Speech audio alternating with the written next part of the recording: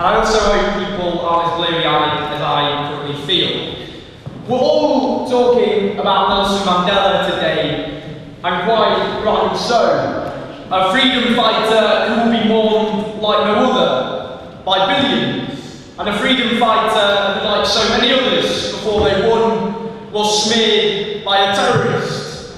And as the global elite falls over themselves to celebrate Nelson Mandela as an icon, you almost think, how did apartheid last for decades? It would have ended in a day if they'd shown the same sort of support for Nelson Mandela as they now do in his death. But what we learned from this, and it's important to say this, because many people, I think, confuse forgiveness with revisionism. Because if it was the case, as we know, with all those people who supported apartheid, who smeared Nelson Mandela as a terrorist, those people made the struggle against apartheid so much longer, so much harder, and so much deadlier, and we must ceaselessly remind them of what they did. But also, the way we celebrate this man's legacy isn't simply to mourn him as the freedom fighter that he is, it's to redouble our own efforts against racism, against oppression, and against injustice. That must be the legacy of Nelson Mandela. Now, I just want to talk quickly before we talk about austerity, about something which happened in London last week, which many of you will be aware of. Young students and others took to the streets, they occupied, and they were dragged out by police officers. They were beaten in some cases until they bled. Some lost their teeth. They were arrested in large numbers. Now, before this crisis began, young people were patronised as the X Factor generation, who only voted in reality TV shows, who weren't interested in politics. And when they took to the streets, instead of being patronised, they were met with batons and with kettles. But we must be clear, the behaviour of those police officers last week is absolutely intolerable. And as well, and I must notify people next week on Wednesday at 2 o'clock in Bloomsbury there will be a demonstration against police behaviour, and it must not only focus on their behaviour in this city towards students, but also, of course, in particular to black people in this city who face that sort of a behaviour, but unfortunately without a video camera or mobile phones to record what happens. So please join us next week. Now, last week I don't know if people saw in the autumn statement a bunch of privileged Tories braying and yelling and full of triumphalism. Odd that those, the Labour Party, should have allowed themselves to suddenly look as though they're on the back foot. Because we need to be louder than ever about the fact that even on their own terms, the Tories have failed. They said they'd pay off the debts, they've added more debt than Labour in 3 years than Labour did in 13. Failed. They said they'd wipe out the deficit in one parliament, the structural deficit increased last year. Failed. They said they'd bring back growth. This is the worst so-called economic recovery, not since the 80s, not since the 70s. Not even since the Great Depression of the 1930s. This is the longest economic crisis in the modern history of this country. On all of their own criteria, they have failed. But what the economy means for people out there, people in communities, is of course their living standards. And not since Queen Victoria sat on the throne of this country have people's pay packets fallen for so long. This is the country that this government is building.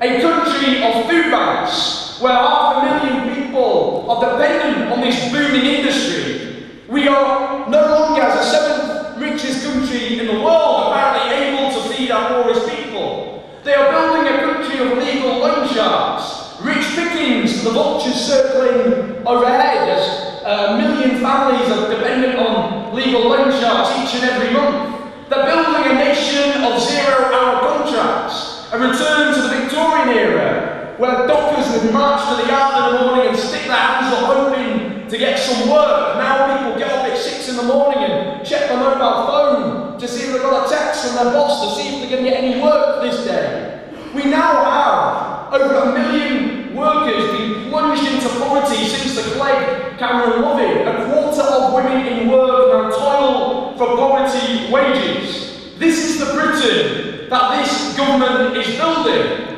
And as people get poorer, as people struggle, this government and their media allies try to turn people's anger away from those responsible to people's neighbours down the streets. They accuse us of the politics of envy, but that's all they have to offer. They try to make those struggling envy each other. They say to low-paid workers whose wages are being slashed, whose tax credits are being cut, envy your unemployed Skyver neighbour. They say to the private sector worker with no pension, instead of being angry at your boss, envy the nurse next door whose pension is still intact. And where does it end? This is where it ends.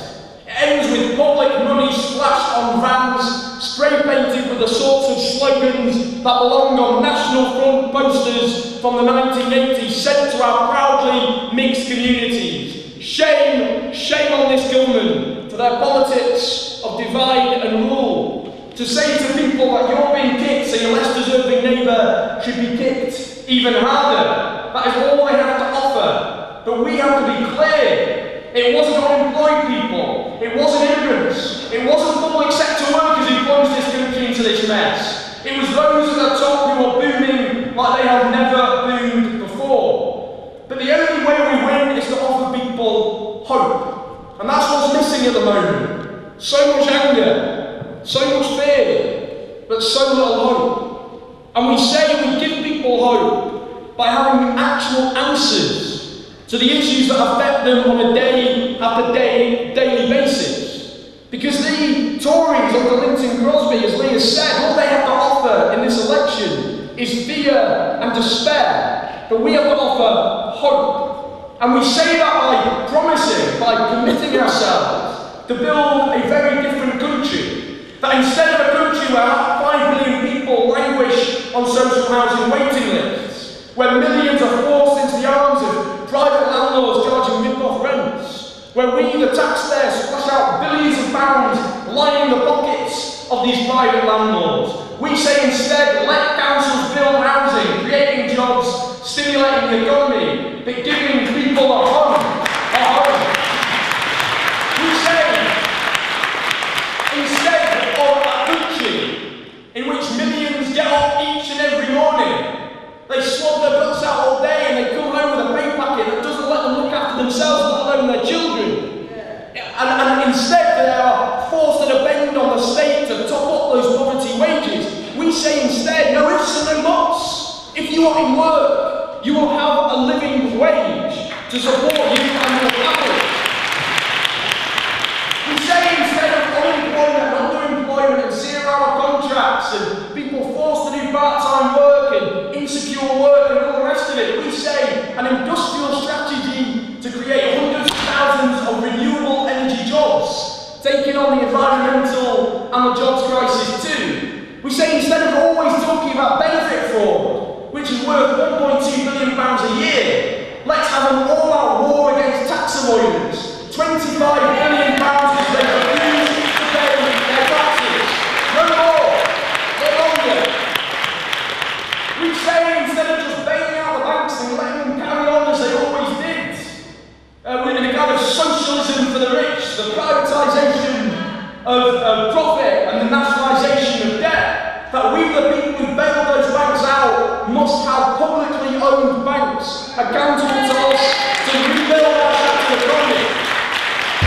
That instead of allowing the big 6 energy companies to hold this country to ransom, to drive millions into fuel poverty, having to lie awake at night wondering if they're going to choose between heating their homes and feeding their kids, that driving tens of thousands of elderly people, in many cases to freeze to death in their homes, that we will bring them back into public ownership, democratically run by the people who defend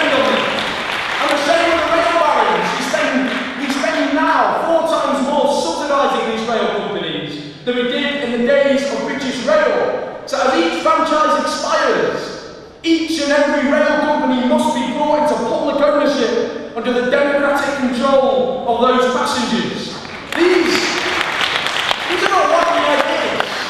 These are mainstream common sense ideas. And what's so often unsettling for the right is these are ideas, even in many cases, a majority of Conservative voters support. That is how much politics has shifted in this country. We must be louder than ever with that message of hope. And just to wrap up, we have a responsibility, because everything we have, all the rights, all the gains, they weren't given to us by the goodwill and generosity of those above. They were won through the struggle and sacrifice of those below. It was those who built the NHS and the welfare state and won workers' rights. Those who were smeared and attacked and persecuted in their day, often airbrushed out of existence. The Chartists, the suffragettes, the early trade unionists, those who fought sexism and racism and homophobia, often at such cost to themselves, our mothers, our fathers, our grandmothers and our grandfathers. We stand on the shoulders of giants,